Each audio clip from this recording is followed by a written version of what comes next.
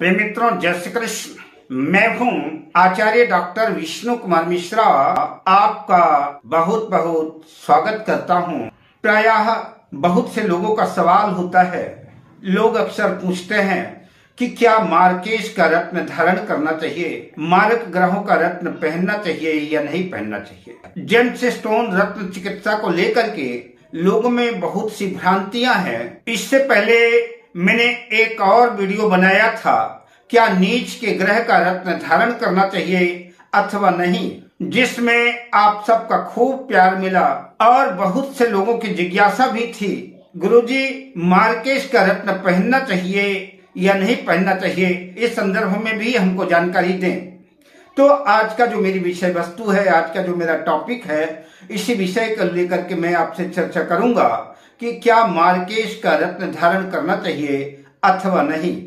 पर मैं विषय क्रम में आगे बढ़ूं उससे पहले आपसे आग्रह, अगर आपने अभी तक हमारे इस चैनल को सब्सक्राइब नहीं किया है तो प्लीज चैनल को सब्सक्राइब करें, साथ ही नोटिफिकेशन बेल को भी प्रेस कर लें। अगर आप अपनी या अपनों की जन्म कुंडली का बृहद प्रेडिक्शन कराना चाहते हैं, विश्लेषण कराना चाहते हैं, किसी भी किस्म का ज्योतिषी परामर्श हमसे प्राप्त करना चाहते हैं, या कि उत्तम क्वालिटी के रियल जेम्स स्टोन प्राप्त करना चाहते हैं, राशि रत्न आदि प्राप्त करना चाहते हैं, तो आप स्क्रीन पर फ्लैश हो रहे नंबरों पर हमसे संपर्क कर सकते हैं। आज का जो विषय है, क्या मार्केश का रत्न धारण करना चाहिए या नहीं, इसका उत्तर एक शब्द में दिया जा सकता है, हाँ या नहीं। किंतु यह छोटा सा उत्तर किसी के भ्रम को, किसी के संदेह को दूर नहीं कर पाएगा। मार्केश का रत्न धारण करना चाहिए तो क्यों करना चाहिए, इसके पीछे लॉजिक क्या है, और अगर मार्केश का रत्न नहीं धारण करना चाहिए तो क्यों नहीं धारण करना चाहिए, इस संदर्भ में चर्चा करना आवश्यक है। जिन लोगों को इस क्षेत्र में रुचि है, जो लोग इस विषय वस्तु को जानना चाहते हैं, उन्हें तो पूरा वीडियो देखना ही चाहिए, क्योंकि मैं जानता हूं कि वीडियो थोड़ा सा लंबा हो सकता है, बड़ा हो सकता है, किंतु अगर ज्ञानवर्धक विषय वस्तु है तो विषय लंबा होगा ही।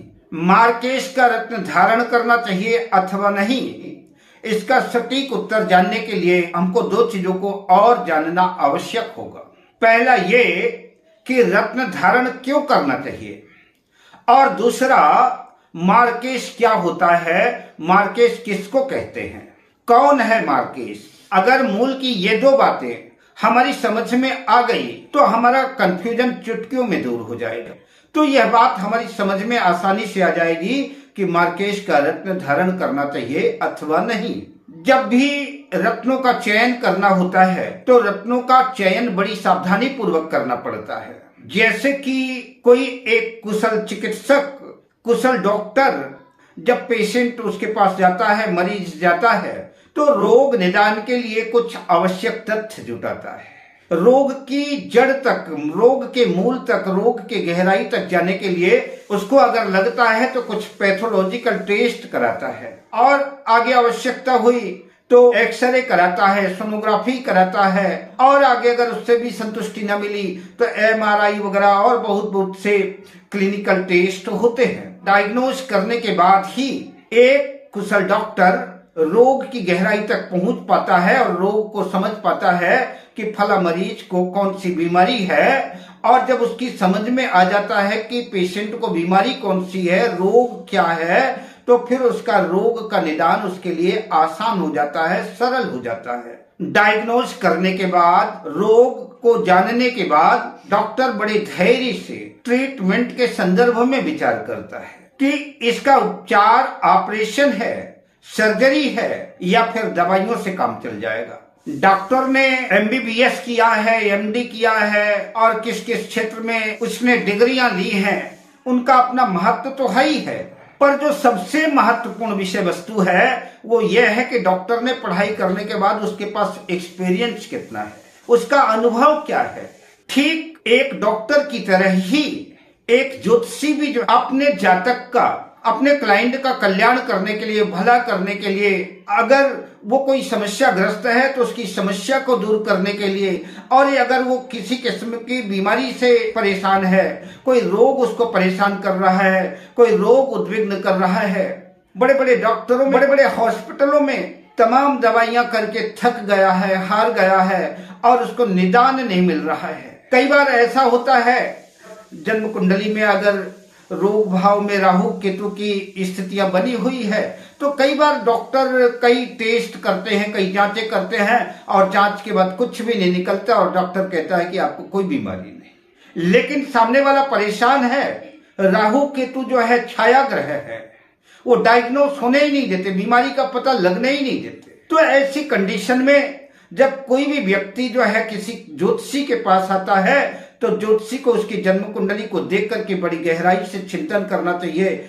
प्रत्येक भाव का विचार करने के बाद जिस समस्या के लिए आया है उस भाव को और उस भाव के कारक को तमाम गंभीरता से विचार करने के बाद किस ग्रह की दशा अंतर्दशा चल रही है और जिस ग्रह की दशा अंतर्दशा चल रही है तो किन भाव का स्वामी है आदि आदि एक कुशल ज्योतिषी को बड़ी गंभीरता से विचार करना होगा।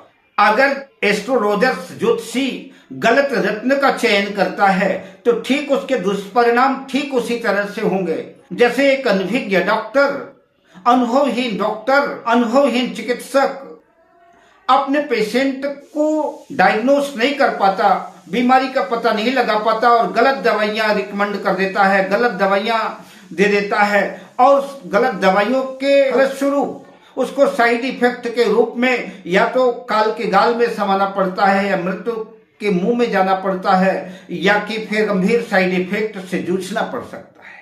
ठीक उसी तरह से अगर हमने गलत रत्न का चयन कर दिया, अपने जातक को, अपने क्लाइंट को गलत रत्न प्रिस्क्राइब कर दिया तो उसका नतीजा जातक के रत्न के पैसे तो डूब ही जाएंगे, वो तो नुकसान हुआ ही हुआ। साथ ही संभव है ऐसे जातक के सामने कई गंभीर संकट भी सामने आ सकते हैं, उसका एक लंबा नुकसान भी हो सकता है, आर्थिक दृष्टिकोण से भी नुकसान हो सकता है, फिजिकली रूप से भी हो सकता है और कार्य क्षेत्रों में भी असफलताएं मिल सकती हैं। तो इसलिए किसी ज्योतिषी को रत्नों का चयन बड़ी ईमानदारी से और बड़ी समझदारी से करना चाहिए।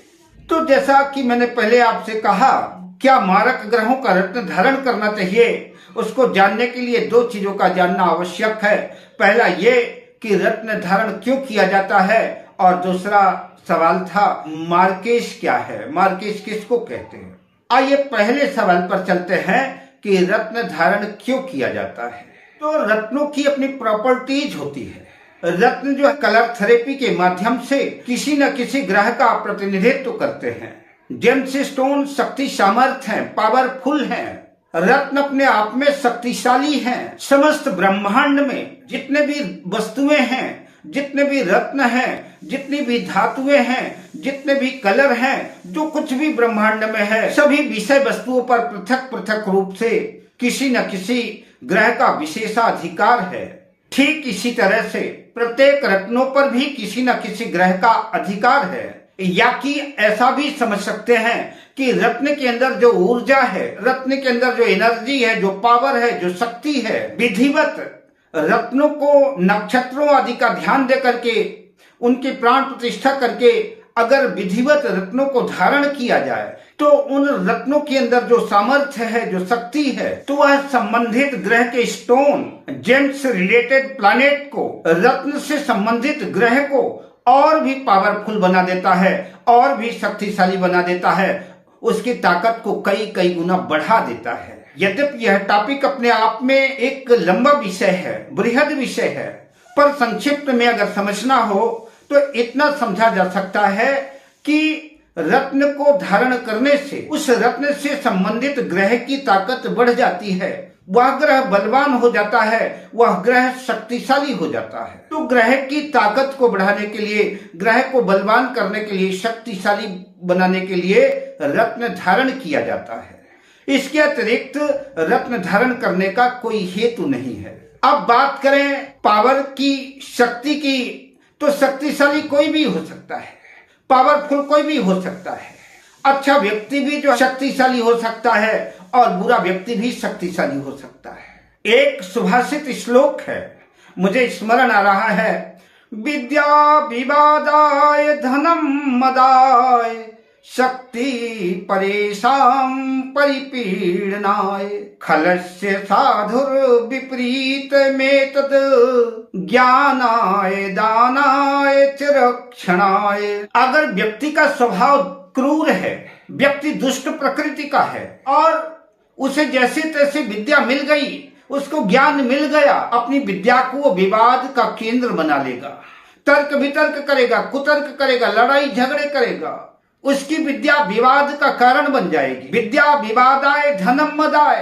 किसी अनाधिकारी व्यक्ति को अगर जरूरत से ज्यादा धन मिल गया तो धन के अहंकार में, धन के मद में, धन के घमंड में उस धन का दुरुपयोग करेगा, लोगों को सताएगा, लोगों को पीड़ित करेगा। अगर किसी को शक्ति मिल गई, कोई समर्थशाली हो गया, ताकतवर हो गया, ताकतवर कोई आदमी है और वो दुष्ट प्रकृति का है, दुर्जन है, दुराचारी है, तो वो अपनी ताकत से, अपनी शक्ति से लोगों को परेशान करेगा, लोगों को तकलीफें देगा, लोगों को सताएगा, पीड़ित करेगा। लेकिन साधु आदमी में, सज्जन आदमी में और दुष्ट आदमी में एक ही अंतर है, विद्या दोनों के पास है, धन दोनों के पास है, शक्ति दोनों के पास है, लेकिन साधु में, सज्जन में और दुष्ट में अंतर यह है, दुर्जन आदमी अपनी विद्या को विवाद का कारण बनाएगा, लेकिन सज्जन आदमी के पास ज्ञान आएगा, विद्या आएगा तो वो परोपकार में लगाएगा, लोगों को ज्ञान बांटेगा, ज्ञान देगा, अपनी विद्या का उपयोग लोगों के कल्याण के लिए करेगा। उसको सज्जन आदमी को धन मिल गया तो वो धन से जो लोगों की कल्याण की भावना से धन का उपयोग करेगा। अगर शक्ति मिल गई, ताकत मिल गई तो देश की रक्षा के लिए, समाज की रक्षा के लिए, कुटुंब की रक्षा के लिए, दीन दुखियों की रक्षा के लिए अपनी शक्ति का प्रयोग करेगा। तो मेरा कहने का अभिप्राय, शक्तिशाली कोई भी हो सकता है, अपराधी किस्म का व्यक्ति भी शक्तिशाली हो सकता है, दुष्ट प्रकृति का भी व्यक्ति शक्तिशाली हो सकता है और सज्जन व्यक्ति भी शक्तिशाली हो सकता है। अब देखना यह है कि ताकत किसकी बढ़ानी है, दुष्ट व्यक्ति की ताकत बढ़ानी है या कि सज्जन व्यक्ति की, साधु व्यक्ति की ताकत बढ़ानी है। जिसकी बुद्धि विनाश की तरफ काम करती है उसकी ताकत को बढ़ाना है या कि जो लोगों के कल्याण की भावना से सोचता है उसकी ताकत को बढ़ानी है, ये विचार करना है। शक्तिशाली कोई भी हो सकता है, अच्छा व्यक्ति भी शक्तिशाली हो सकता है और बुरा व्यक्ति भी शक्तिशाली हो सकता है। बुरा व्यक्ति शक्तिशाली होगा, बुरा कर्म करेगा और अच्छा व्यक्ति शक्तिशाली होगा तो अच्छा करेगा। तो जब किसी भी ग्राहक की ताकत बढ़ानी होती है, किसी ग्राहक को पावर देना होता है, किसी ग्राहक की पोटेंसी को और बढ़ाना होता है, उसकी ग्रेविटी को और मजबूत करना होता है, उसे उचित भार का रत्न पहनाया जाता है। तो रत्न धारण कराने से पहले हमको ये विचार करना पड़ेगा कुंडली में कि हम जिस ग्रह की ताकत बढ़ा रहे हैं, जिस ग्रह की पावर बढ़ा रहे हैं, वह ग्रह हमारी जन्म कुंडली में हमारे लिए योग कारक है या कि मारक, हमको फायदा देने वाला है, हमारा कल्याण करने वाला है या कि हमको नुकसान देने वाला है।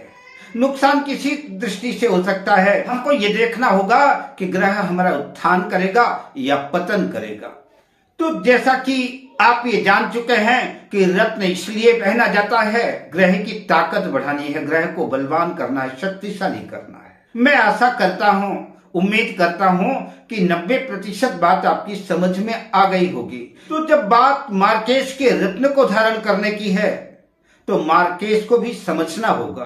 तो दुनिया में चाहे कोई कितनी बड़ी हस्ती हो, कोई कितना बड़ा शक्तिशाली भी हो, लेकिन दुनिया का एक अटल सत्य है, राजा हो या रंक, इस मृत्युलोक में काल का भय सबको है, मृत्यु का भय सबको है। काल व्याल मुखग्रास त्रास निर्णांश हेतवे। ज्योतिष शास्त्र में जब मृत्यु का अनुमान लगाते हैं, मृत्यु के बारे में जानने का प्रयास करते हैं या कि कोई अरिष्ट वगैरह देखा जाता है, मृत्यु या मृत्यु तुल्य कष्ट देखा जाता है, अनिष्टकारी योग जानने के लिए मारक भाव का जानना आवश्यक है। तो ज्योतिष शास्त्र में लग्नेश, खष्टेश, अष्टमेश, गुरु तथा शनि से मार्केश का विचार होता है। महर्षि पाराशर के मतानुसार जन्म कुंडली का द्वितीय भाव और जन्म कुंडली का सप्तम भाव मारक भाव कहलाता है। द्वितीयेश और सप्तमेश निर्विवाद रूप से नैसर्गिक रूप से मारक हैं। इसके अतिरिक्त कुंडली के द्वितीय भाव में और सप्तम भाव में जो भी ग्रह बैठ जाए, चाहे उस भाव का स्वामी हो या कि ना हो, उस भाव में बैठने की वजह से वो ग्रह भी मारक हो जाते हैं। जन्म कुंडली का छठा भाव रोग का भाव है, ऋण का भाव है, शत्रु का भाव है। अष्टम भाव मृत्यु का ही भाव है। कुंडली का 12वां भाव व्यय भाव, 12वां भाव शरीर का व्यय, अस्पताल का भी भाव है। तो 12वें भाव से शरीर के व्यय का विचार किया जाता है, अष्टम भाव से मृत्यु का विचार किया जाता है और छठे भाव से रोग ऋण का विचार किया जाता है। द्वितीय भाव और सप्तम भाव तो मारक भाव है ही है। अगर इन भाव के स्वामी पाप ग्रह हो, क्रूर ग्रह हो, तो ऐसे ग्रह अपनी दशा अंतरदशा में मृत्यु या मृत्यु तुल्य कष्ट देते ही देते हैं। इनकी दशाओं अंतरदशाओं में जातक के सामने नाना प्रकार की परेशानियां आती हैं, नाना प्रकार के संकट आते हैं। तो हमको लगता है कि शायद हम आपको यह बात समझाने में सफल हो गए होंगे कि रत्न इसलिए धारण किया जाता है ग्रह की ताकत को बढ़ाने के लिए, ग्रह की पोटेंसी को बढ़ाने के लिए, ग्रह को पावरफुल बनाने के लिए रत्न धारण किया जाता है। अगर हमने त्रिक भाव के स्वामी को मारक भाव के स्वामियों की ताकत बढ़ा दी, अगर वो ताकतवर है तो अपनी दशांतर दशा में तो आपको कष्ट देंगे ही, आपको तकलीफें देंगे ही, आपको आदि व्याधि से पीड़ित करेंगे ही करेंगे। और हमने ऊपर से और भी उसकी ताकत बढ़ा दी तो वो परेशानियों को और कई गुना बढ़ा देंगे। और अगर ग्रह योग कारक है और हमने अगर उसकी ताकत बढ़ाई, उसकी पोटेंसी बढ़ाई, उसको पावरफुल बनाया, तो हमको प्रत्येक कार्य में सफलता प्रदान करेगा, हमको एनर्जी देगा, हमको ताकत देगा, सुख समृद्धि की वृद्धि करेगा। और मारक ग्रह वो हमको पीड़ा देगा, हमको कष्ट देगा, तो फिर हमको पीड़ा कारक कष्टकारी ग्रह की ताकत क्यों बढ़ानी, उसका रत्न क्यों धारण करना। तो मैं उपाय के बतौर सिर्फ इतना ही कहना चाहूंगा कि मारक ग्रहों का रत्न धारण करना सर्वथा अनुचित है। उनको ठीक करने के लिए जप के द्वारा, दान के द्वारा उनको कमजोर करने का प्रयास करना चाहिए। अभी हम थोड़ी आपसे और चर्चा करेंगे, पर मैं आशा करता हूं कि आप समझ गए होंगे। अगर जन्म कुंडली में अष्टमेश बलवान होकर के लग्न से चतुर्थ भाव में, षष्ठम भाव में, दशम भाव में या कि 12वें भाव में स्थित है, तो ऐसा अष्टमेश प्रबल मार्केश हो जाता है। बलवान अष्टमेश प्रबल मार्केश हो जाएगा। शनि खष्ठेश हो, अष्टमेश हो, तो शनि खष्ठेश और अष्टमेश होकर के लग्नेश को देखता हो, लग्नेश पर अपनी दृष्टि डालता हो, तो ऐसी कंडीशन में लग्नेश भी मार्केश हो जाता है।